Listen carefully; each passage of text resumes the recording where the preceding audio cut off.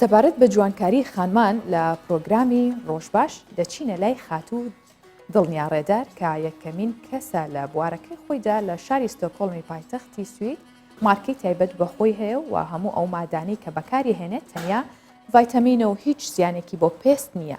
بە پێچەوانەوە سوودیان هەیە، ئەو کەسی بەکارێنێ سوودی لێوەرەگرێت. دڵنیا لەم پرۆگرامەدا باس لە جوانکاری برۆ بۆ خانمانەکات و ئاڵێت بەم شێوەیە بە مووی برۆکان زیاد ناکات و پێویست ناکات شێوازی دیکە بەکاربهێنن. دڵنیا ڕێدار خەڵکی شاری کەرکووکەوە لە سوید لەدایک بووە، ئەوێ مادەکانی بێنێتەوە کوردستان بۆی هەم خانمان هەم پیاوانیش لێی سوودمەند بن و کوردستانیان بێبەش نەکات لەو بەرهەمانەی کە خۆی دروستی کردووە. ئەم کاتتان باش، ئیمڕۆ حەزەکەم جوانکاریەکی تازەتان پێ پیشان بدەم کە ناوی براولیفتە. تاتووی برۆ نییە، بۆ مودەیەکی کورت ئەمینێتەوە. کاریان براولیفتە بە چوار شێوە تەواوی ئەکەین. یەکم شت دەبێ برۆکە پاک بکەینەوە و دوای ئەوەش چەسپێکی لێ دەین مووی برۆکە ئەکەینە قەد پێستەکە. هەنگاوی یەکەم بە ئەو چەسپە مووەکە نووسێنین بە قەد پێستەکە بە شانەیەکی برۆ. بە شانەکە مووەکان هەمووی بە جوانی هەڵەستێنینە سەرەوە.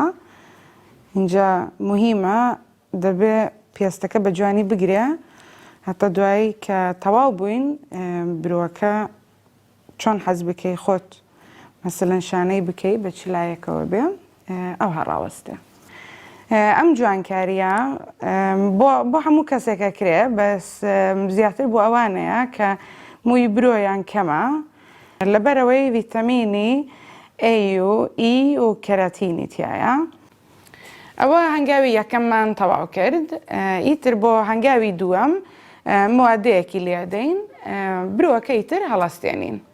زۆر مهمە بچنە لای کەسێکی زۆر پرۆفەشناڵ، کەسێک بێ شەهادەی دەرکرد بێ، چونکە ئەگەر دەری نەکرد بێ نازانن پێویستەکە ئەم مەوادەیە هەتا چنێک لە قەد برۆت بمینێتەوە. ئەگەر زۆر مایەوە برۆ ئەسووتێنێ. اینجا لایلۆنەیە کە کەیتەبان برۆکە هەتا گەرماکەی مەوادەکان بگرێتەوە بۆ ئەو چەند دەقەیەی کە هەڵت بژاردووە.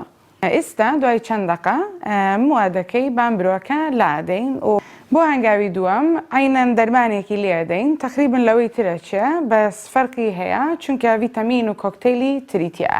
پلاستیکێکی تری پێوە ئەکەین بۆ ئەوەی گەرماکەی هەمیسان بگرێتەوە و بەس ئەم جارە بۆ موادەیەکی درێژتر پێوەیە مینێتەوە. ئێستش دوای چەند دەقەیەک پلاستیکەکە لێەکەینەوە و برۆکەش پاکەکەینەوە. بە ئاو پاکیەکەینەوە. برۆکەش بێ زۆر بە جوانی وشک بێتەوە پێشەوەی ڕەنگەکەی لێ بدەی. ڕەنگەکەش کە لێدەی لە بان برۆکە تقریبن وەکو سێبەرێک پیشانەدا لە پشتی مووەکان.